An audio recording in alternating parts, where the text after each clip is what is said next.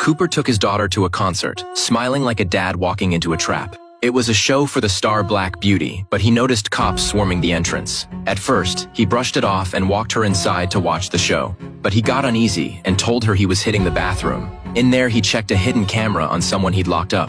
Relieved, he went back to his seat, not knowing a SWAT team was outside. They sealed the whole venue, and Cooper wasn't really watching. He was tracking the guards who kept pulling random people aside at the break. He took her to buy merch with one shirt left. Cooper told her to give it up, and the vendor was impressed. She offered to grab one from the back, so Cooper asked her about outside. Why so many cops showed up? The clueless vendor told him. Cops learned the butcher, a killer they'd hunted 10 years, was here. Cooper kept calm. But inside he was panicking because he is the butcher. The vendor added that only staff get backstage, everyone else gets ID'd, and nobody's slipping out now. He sent his daughter chasing a fake cake stand. Really, he wanted to scope the cops, then spotted a frail girl by the elevator. He moved in close and shoved her down when nobody saw, sparking instant panic.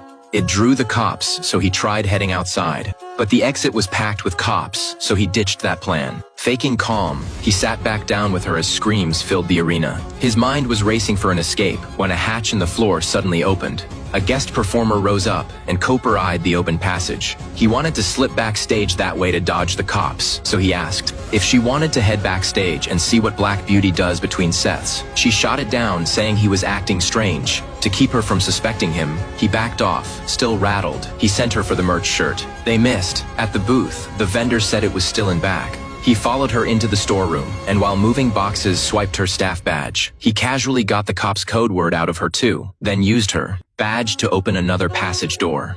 Inside, he found SWAT planning his capture when 2 officers walked in behind him. Cooper stayed cool, flashed the badge, and acted like staff grabbing coffee. It worked, and on his way out, he grabbed a radio back with his daughter. He slipped in the earpiece to track the cops, and heard their suspects weren't him. He felt smug, but the next message put him on edge. He spotted a glow bracelet under the seat ahead and slipped it on, to look normal as the cops kept learning more about him. He needed out, so he made a card excuse and slipped into the hallway. He moved to trip the alarm, but a voice broke in over the earpiece. It was the lead agent hunting him. He backed off and went upstairs to scope out the area. While the fry cook looked away, he rigged a fryer accident. Then he calmly joined the line as the worker noticed. The danger too late, as the fryer erupted and burned him fast. The guards by the door ran over to check, and Cooper calmly grabbed a staff uniform and headed to the roof for an exit, but guards were posted up there too. Cooper calmly said he just needed air. He said a coworker just got burned and he was scared too. Once the cops confirmed a burn really happened, they bought that he was staff. But the careful guard still asks Cooper for the password. Good thing he learned it earlier. He gets it right, but as he leaves, the guard demands his staff badge. He nervously pats himself down and finds one in the uniform. With luck and some acting, he fools the guard. Back inside the concert, Cooper feels completely on edge. Police have it all locked down, no way out. Then his daughter tells him something. The singer on stage, Black Beauty, will pick one fan to perform with her backstage. Cooper lights up. Getting backstage means he could slip right past the police search. He needs his daughter picked, so he finds a staffer and chats him up. He lies that his daughter has a rare terminal illness, so he brought her here. He doesn't want her to have regrets. His acting works and the guy buys it.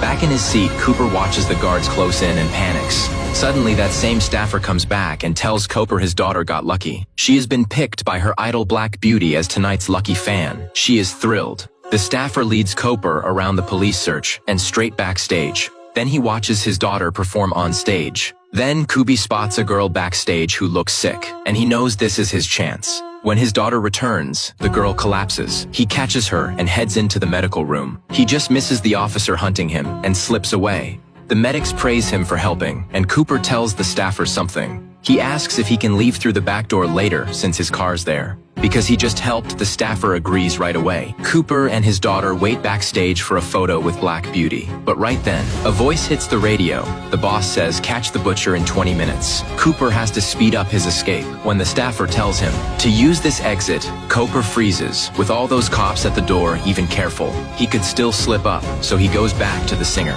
He asks to talk privately about his daughter. She brings him to her dressing room. The moment they're inside, Cooper drops the act and reveals he is the butcher. At first, she doesn't believe this gentle, kind man could be the butcher. Then he pulls out his phone and shows her footage, and she is terrified. Hearing the cries for help on the video, she takes Kubi and his Daughter in her private car. They get out clean, and Kubi tells her they'll stop at the next corner, but she changes her mind. She wants to visit Kubi's place. His daughter is thrilled. Cooper instantly pulls out his phone to threaten her, but the daughter calls her mom. Watching his excited daughter, Cooper swallows his anger and agrees. Soon they're home. Cooper's wife is sweet and beautiful, and they have a cute son. Inside, Cooper warns her not to expose him in front of his family, or he'll kill the man in the footage. She nods and agrees. Later, while chatting, she deliberately brings up the butcher killer.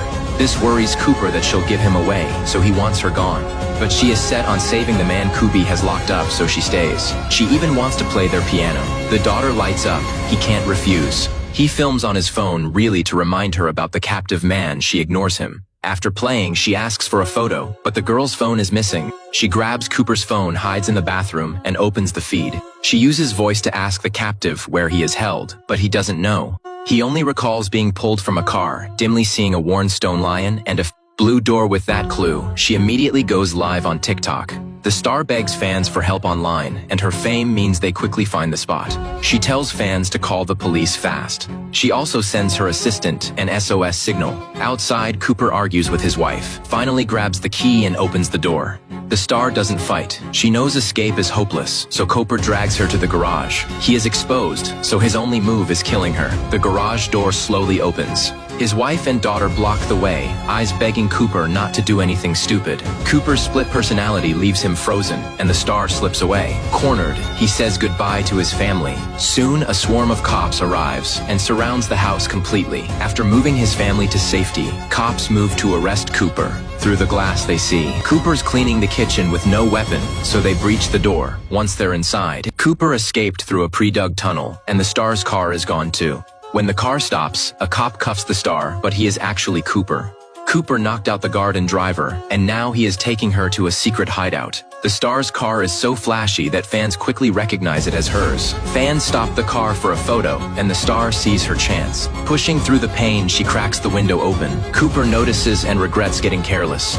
In that split second, fans spot her and go even wilder, ignoring Cooper as he honks. The fans won't budge, and while Cooper's distracted, she struggles to tear off the metal plate and finally escapes. Right then, the cops arrive. They clear the fans, surround Kubi, and shoot out his tires. They fire on the driver's seat, but after smashing the window, Kubi already slipped away in the chaos. Meanwhile, his wife is cooking dinner. Suddenly, Kubi appears behind her, scaring her stiff, staring at her with cold, empty eyes. He wants answers from her. Turns out she'd sensed something was off about him. After tailing him once, she found a concert ticket receipt. Then she called the cops, warning that the butcher might show up there. That is why cops surrounded the concert. At first, she didn't know Kubi was the butcher. Only now is she certain. Kubi won't wait longer and decides to kill her. Kubi sits down cold, eating the cake she made, hating her because now he'll never see his son and daughter grow up. Then he'll kill her and himself. Suddenly, he spots a poison he knows on his plate. While grabbing the dishes, his wife slipped the poison from his own bag onto his plate. Now it is kicking in. He forces himself up and stumbles to the door just as cops arrive and tase him unconscious. Led away,